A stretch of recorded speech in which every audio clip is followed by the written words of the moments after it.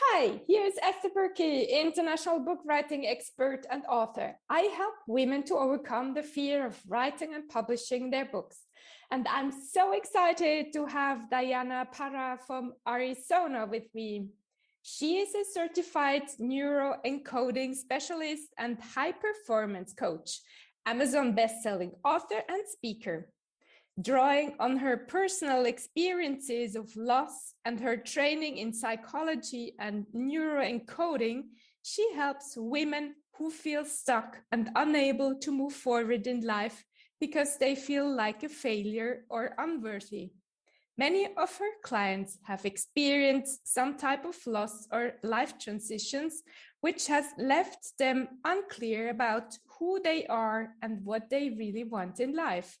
Her clients gain the self-confidence and personal power that allows them to release the past and embrace a life they love. Diana is the founder and CEO of Diana Parra International and Across Leadership International, and the author of Leading with a Broken Heart, Finding Gold in Our Darkest Moments. Welcome to the show, dear Diana. Thank you, Esther. Thank you so much for having me. So let's start with the first question. What has been your turning moment in your life, Diana? Oh, the turning moment in my life was the fact that I experienced 4 miscarriages. So that was a pivotal point in my life. As you can imagine, everything came crashing down. My vision and idea of motherhood was gone. The fact that I was told, the doctors couldn't find anything, wrong. They tested both myself and my husband, and they came back with their unexplained, pregnancy loss. It's an unexplained pregnancy loss. We don't know. This happens sometimes. And you can continue to try, and you may have a viable pregnancy at some point. But I chose at that point, after 4 miscarriages, I could not bring myself to go through that again, emotionally, physically. I was just exhausted.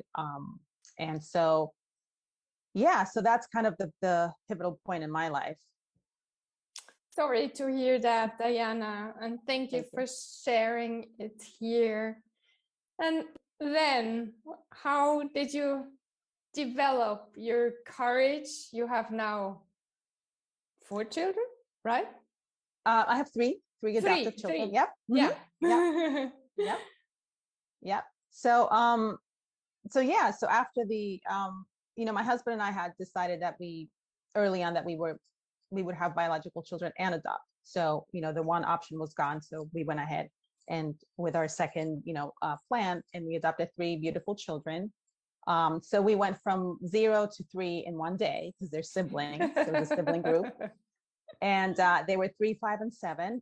And needless to say that as exciting as that was, and as beautiful and a joyful moment, there came a lot of challenges with that because of their history and their past experiences, early on. So that compounded with my own grief that I was still processing and my own trauma. And so it got to a point where I felt so bad that I didn't know how to deal with the pain, how to be the best mom for my children, how to be the best wife, how to be the best me. And so there came a point where I didn't want to be here anymore. And something stopped me. I always say that I heard a voice. It was kind of like hearing a voice that said, your time isn't over. Like, you're not, you've got to hang on and you've got to keep going. So I picked up the phone and I made an appointment and I started therapy right away. And I went through bereavement counseling, and then eventually also what's called EMDR, which is a type of therapy to process trauma. And it was kind of like one day at a time, one step at a time. I just knew that I needed to get myself out of that. Like, I was like in a hole, and I needed to pull myself out of there so that I could be there for my children. And I kept thinking, the best way that I can honor the babies that I lost was to be the best mom that I could for my current children, you know? And so I just started doing the work, and I started with that, with therapy. And then eventually I found personal development, and I fell in love with it. And I just started working on myself, you know, every day, every year, and just kind of processing things and learning new strategies, learning more about myself, developing a really close relationship with myself and getting to know myself. And I think that's the key, you know.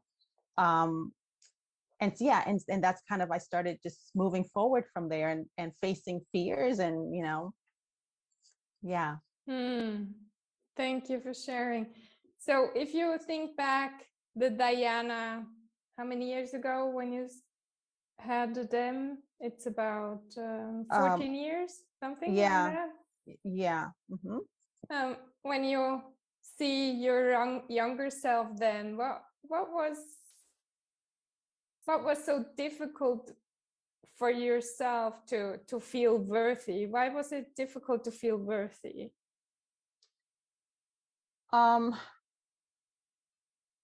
I think it's, I don't know. I believe, I have training in psychology too. So I think it's a lot of things, but I think it really starts as, you know, there's probably a moment in our childhood when something happens or somebody says something, you know, not intending to hurt us or in any way, especially a parent, or they behave a certain way. And we as children, because we don't know any better, we don't have those skills, we don't have the maturity to really process, and you know, we make it about ourselves, you know.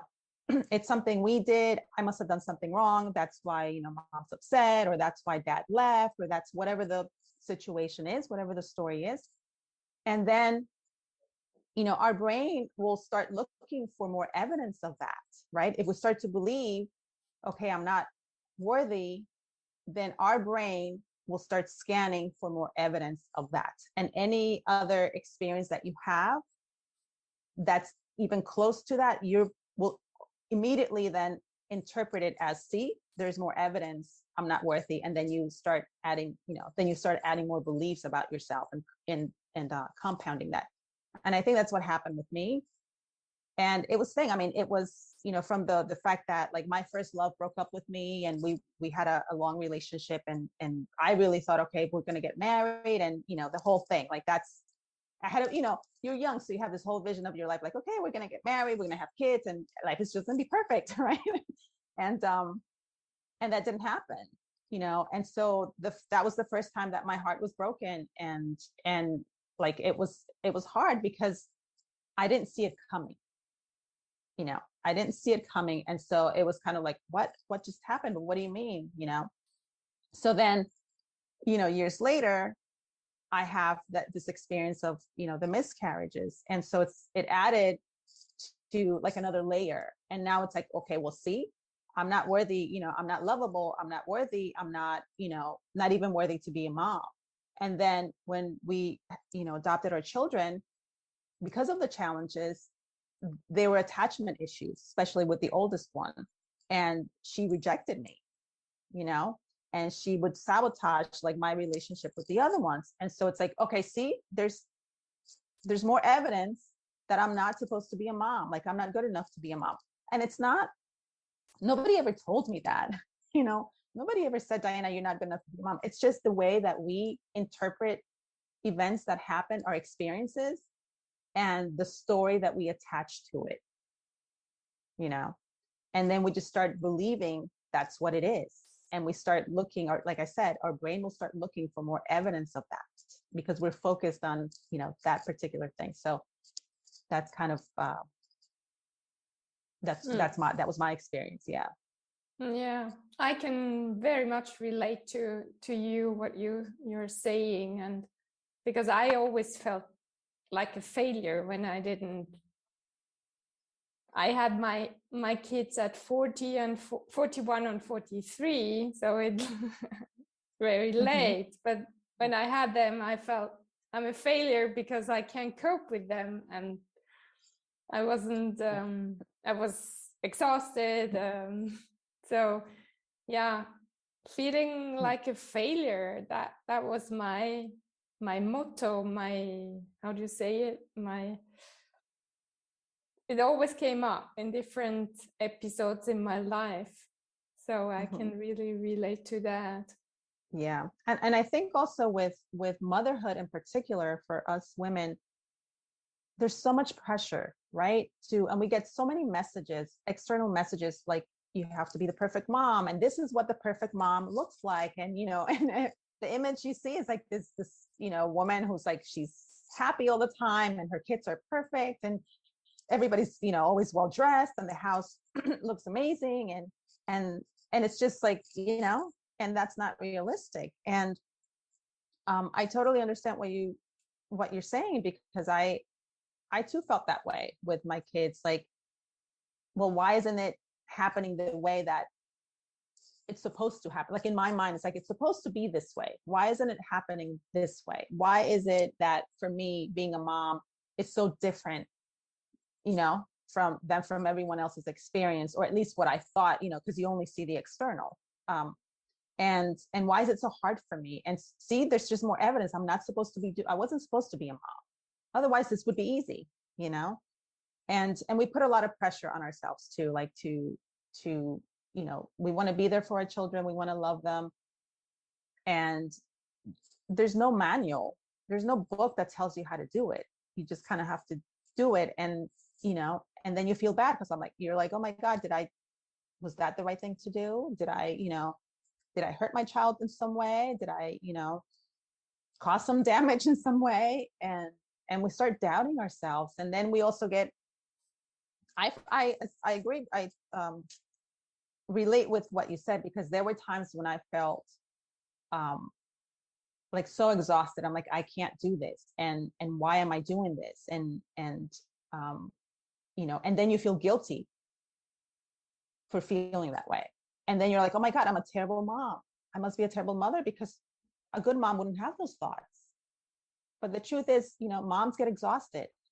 Moms need breaks. Moms get angry. Moms sometimes yell. Moms sometimes are like, you know what? I love you, but I need a little break. So I'm going to go, whatever. I'm going to, go take a nap, or, some moms I hear like hide in the bathroom. Yeah. Yeah. And in my case, when I was pregnant with the second one, my father was so furious, kind of. He was really angry with me because he felt, I'm already exhausted with one. Why should I have another one? And then when I was in a clinic to heal from depression and exhaustion, then he came and he said, you chose your life like that, so no compassion at all. And yeah, it's hard. Yeah, very hard. Yeah. Because it's in those moments where we need the support, and we need people to understand and be compassionate, and sometimes we don't get that. Sometimes we don't get that, and then that, I think that adds to those feelings of like, I'm not even worthy of someone feeling compassion towards me. But fortunately, there is psychology and there are coaches. So you started now coaching other women. And what's when women come to you and tell their story, where do you start working with them? Because I mean, when you start at the beginning, at the very beginning, I remember it's hard. Mm-hmm. Yeah. I love to listen, and because I have not that you need the training in psychology to be a good listener, but I happen to be a trained listener, basically because of my I was a therapy in a previous life, a therapist. So I always listen. I ask them, what what challenges they're facing, right? What's bringing them to me to coach, what they're looking to get out of the coaching. And then I just listen. And I think that's that's one of the most important things and one of the most beautiful things that we can do for another human being, whether it's in a coaching relationship or not, just in general, is just to listen and to really practice that active listening where we're present with them. We're not making it about ourselves. We're not thinking about, oh yeah, well, that happened to her. Well, let me tell you what happened to me, which was worse, because that happens. I see that a lot. But instead, just giving them that presence and listening to them and their story and what they have to say, and just reflecting back to them the fact that you've heard them. And from there, it just goes on to, I'll ask questions. And I always say that my husband tells me that all the time. And my kids too, they're like, how did you pick that up? Like when and I'm like, I don't know it. I think it's my gift. I really think it's like listening, that type of like deep listening is just really one of my gifts. And I love to listen to people, and it tells me a lot about, their psychology, how they're feeling, what they're thinking. My kids laugh because they're like, Mom, we can't lie to you because we could put in a straight face and somehow and I'm like, because I'm not just listening to your words. I'm reading like your body language. I'm reading your, like even your micro expressions. And it's not something that I got training in, quite honestly, Esther. It's just, it is a gift. It just comes naturally to me.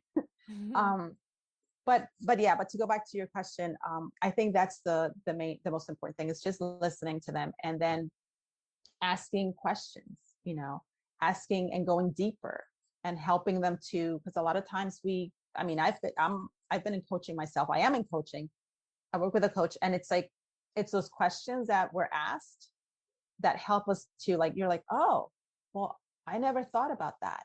Or, let me think about that. And then you're like, oh, okay, well, here's what I think. And I thought I felt this, or I thought that I believe this, but really what's underneath that is this other thing. So it's just helping them to go deeper, guiding them through that process, listening to them, being present with them, being there for them, and just holding space for them. And I think that's the most important aspect of in coaching, at least for me anyway. Beautiful, Diana. And what's the question you're asking yourself from time to time, or maybe also daily or monthly? That I ask myself? Yes. What I've learned recently is to ask myself this question: how can I make today a better day? And just carry that throughout the day. No matter what happens, you start your day off and everything's going well, and then something happens, and now you're sad, or you're in a bad mood, or you're stressed. And then I try to stop myself. I'm like, okay, how can I make today, starting from now, this moment, a better day? And it works. It works. Mm-hmm. Yeah. Because then your focus shifts to like something positive, and also it's empowering because it's like, okay, I have some control. I have choices that I can make. It's not just life happening to me and I have no, I'm just here and things are happening and I have no control. Instead, it's a more empowering thought of like, okay, well, what can I do to make it a better day? It can be anything as simple as, you know what, I'm going to go make myself a cup of tea because that's going to make me feel better right now. Or I'm going to go take, a 10, 15 minute nap, or I'm going to listen to a song that I really enjoy that, lifts my mood. Anything. Go for a walk. I love this, Diana. What I recently heard is, what's my intention? So to ask whenever I start something. So whenever I do something, I ask myself, what's my intention with this or that? And it's amazing. It gives completely different results, because in the last few weeks, I told myself, I want to be more playful, for example. So my intention is to be playful. And wherever I adopt this approach, it becomes playful. Mm-hmm. Yeah. I love that.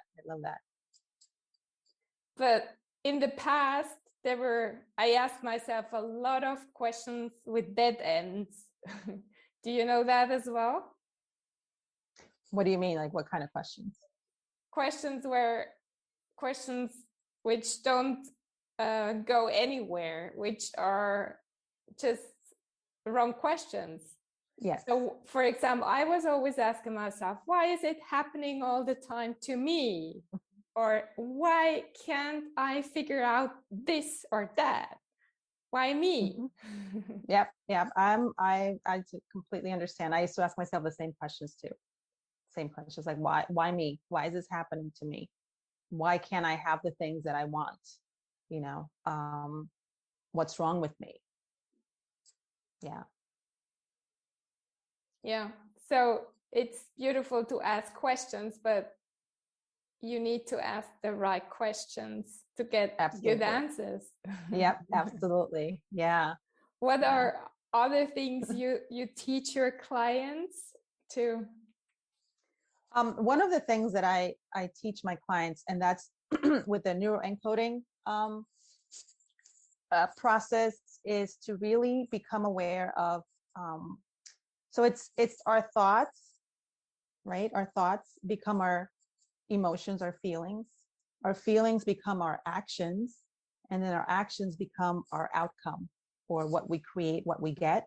So it's really teaching them that process of become very aware of what you're thinking. We have to start there. That's where's your focus going? What are your thoughts about what you're focusing on, right? Because that's going to really dictate everything else, your emotions, your actions, and then your end result. So if we become aware of our thoughts, and we're having some, we're focusing on something negative and having negative thoughts, let's shift that to something positive, because then the same is true, right? That positive thought becomes a positive feeling, a positive action, and then a better outcome. So it's always keeping that in mind as we go through the day, as we make decisions, it's like, okay, what am I focusing on right now? I do it all the time. I stop myself, and every time, as time goes by, I get better and better at it, where I catch myself almost like immediately. And I'm like, okay, what am I thinking? What am I focusing on? What are my thoughts? And how am I feeling? And sometimes it's like I'm feeling a certain way, and then I go back. I'm like, wait, I'm feeling this way. What am I focusing on? What are my thoughts? And then, you know what I mean? And then I can, okay, well, let me start over. So I think that's a really a powerful tool and strategy, because it helps us to kind of, dictate and direct where we want to go. Beautiful. I love that. I didn't do neuro encoding, but I just started also with being very aware what I'm thinking. Mm-hmm. And then I realized what was going on in my head about 3 years ago. I had this negative self-talk in my head all the time. And then I really paid attention to it the whole day. And I was so sad in the evening, that the way I was talking to myself, I wasn't aware of that. So yes, it's powerful too. Yeah. And I love that, because sometimes I do ask my clients, well, I want you for one day to like journal, write down about, your thoughts, your feelings, so that they can see it, right? Because sometimes we don't see it unless just because somebody says, well, you're probably focusing on negative things, and they're like, well, yeah, but you're in it, and so you can't really see it. But if you write it down, then you look at the page and you're like, what did I write down? And it's there. Yeah. And what wonderful shifts do you experience with your clients? Just, the fact that they start to see themselves in a different way, in a different light. They start to have a relationship with themselves, because a lot of times we're disconnected from ourselves, right? And when they start to develop that connection with themselves, it's more like, then they start to understand that they are more powerful than they thought they were. They are stronger than they thought they were. They have what they need to get to where they want to go, and they start developing that self-trust, which is so important. They start to trust themselves, start to trust the choices they're making, and they feel better about themselves. They're empowered. They start to believe they can have the things that they want. They can build that life that they desire. And it brings me so much joy, because it's a lot of times when I start to work with my clients, they are where I was many years ago. And so I always feel like, I know where you can go, because I've done it. So I know, like, you have it. You have what it takes. You can do this. You just need the support and the guidance. So it's just beautiful. It brings me so much joy when we start having these conversations. They're like, oh, but oh yeah, well, I'm doing this, and I feel great because I was able to do that, and I feel, I don't feel that way about myself anymore, and they start to really believe in themselves, and going back to the worthiness piece, to believe that they are worthy. They're worthy of having the life that they desire. Beautiful. Sometimes I think it's so sad how many people live on this planet and don't feel worthy. Don't you think so as well sometimes? Yeah, absolutely. And I think, I don't know, I think that a lot of the problems in our world are because of that, because we're, a lot of people, we're walking around feeling unworthy. And so, if you don't believe you're worthy yourself as a human being, or worthy of having love, or having, a beautiful family, a beautiful business, to have abundance, then you can't possibly believe that other people are worthy of that. So I always tell my clients, just like, it's like love. Like, you can't really fully love someone else until you fully love yourself, right? Or you can also look at it as like, you can only love another as much as you love yourself. I love that. Beautiful. So, Diana, where can people reach you? The best way to reach me is on Facebook, Diana Parra. And yeah, I have a book on Amazon, and it's Leading with a Broken Heart, Finding Gold in Our Darkest Moments. And that book is really about my journey, in some of the things that I've spoke about, and some other challenges that I have faced, and how I led myself through those, and what I've learned. And I share that in that book. Beautiful. So, to finish up, 3 truths you would love to share with the audience. What would it be? What would it be? The first one would be that you are enough. The second one would be that you are loved. And the third one would be that your story, your life matters. Thank you so much. That has been beautiful. Thank you, Diana. And thank you, Esther.